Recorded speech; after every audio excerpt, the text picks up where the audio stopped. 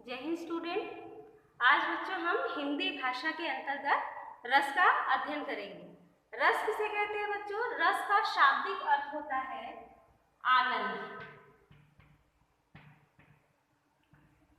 ठीक है, तो जो प्राचीन आचार्य थे, संस्कृत के प्रकांड विद्वान थे, उन लोगों ने बच्चों रस को काव्य की आत्मा माना है। अर्थात कोई भी प्रकार का काव्य हो, यदि उसमें रस सन्निहित नहीं होता है, रस की निष्पत्ति नहीं होती है, तो वो क्या है? बेकार है, निर्जीव है। तो रस क्या है? प्रत्येक कविता में आपको किसी न किसी प्रकार के रस का निष्पादन अवश्य मिलेगा। ठीक है बच्चों, अब मैं आपको बताती हूँ कि रस कहते किसे हैं।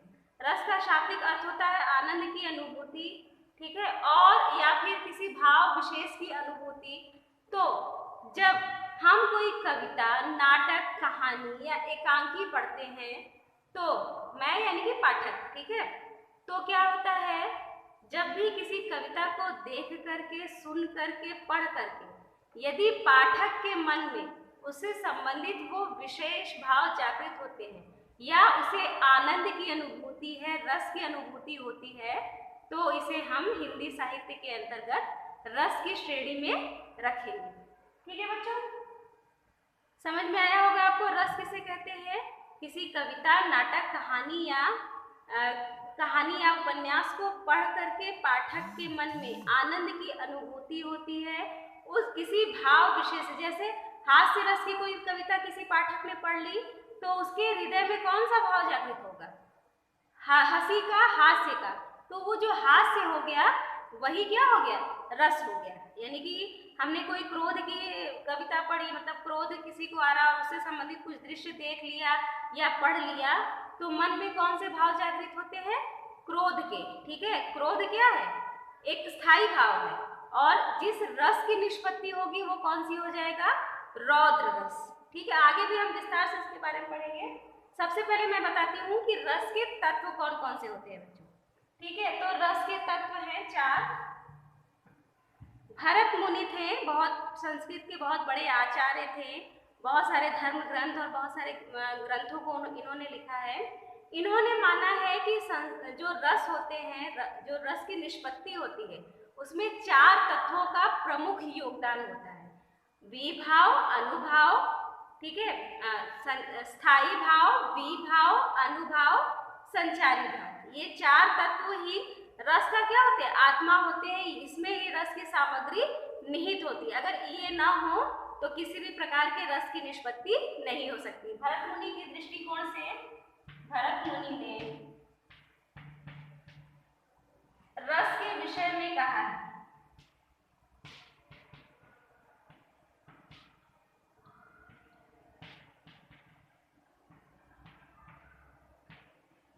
क्या कहा है? स्थायी भाव,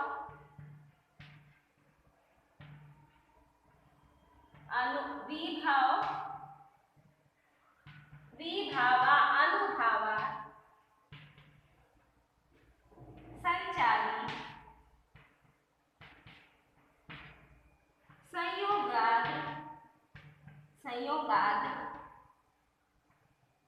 रस निष्पत्ति। कहने का तात्पर्य है बच्चों कि स्थायी भाव, विभाव, संचारी भाव के संयोग से ही रस की निष्पत्ति होती है, अर्थात रस का संपादन होता है। अब मैं आपको रस के तत्व बताती हूँ कौन कौन से होते हैं। ठीक है बच्चों, तो रस के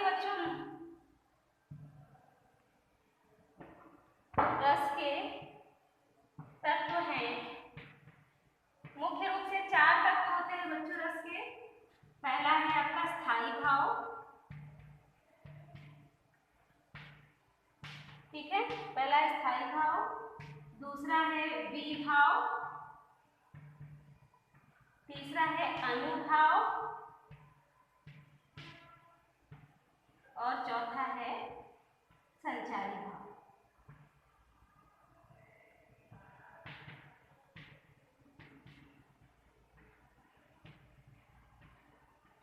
ये 4 तत्व, जब इन 4 तत्वों का जब संयोग होता है, तब रस की बच्चों निष्पत्ति होती है।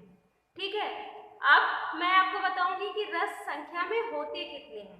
ठीक है, तो जो आचार्य थे, मुनि थे, उन लोगों ने मुख्य रूप से रसों की संख्या बच्चों 9 मानी है। ठीक है, ये 9 रस है बच्चों: श्रृंगार रस, रौद्र रस, हास्य रस, भयानक रस, आश्चर्य रस, ठीक है, करुण रस और विभत्स रस। ये 9 संख्या मानी गई है रस की।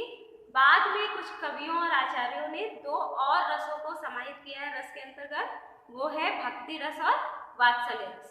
तो अगली कक्षा में, अगली वीडियो में बच्चों मैं आपको पहले विस्तार से बताऊंगी कि स्थायी भाव किसे कहते हैं, ठीक है, विभाव किसे कहते हैं, अनुभाव किसे कहते हैं और संचारी भाव किसे कहते हैं, कैसे किस प्रकार से रस की निष्पत्ति होते समय आश्रय के मन में ये भाव जागृत होते हैं, इसके बारे में मैं विस्तार से बताऊंगी बच्चों। और रस के अलग अलग भेदों की परिभाषा और किन परिस्थितियों में उनका निष्पादन होता है ये बतलाऊंगी। जय हिंद स्टूडेंट।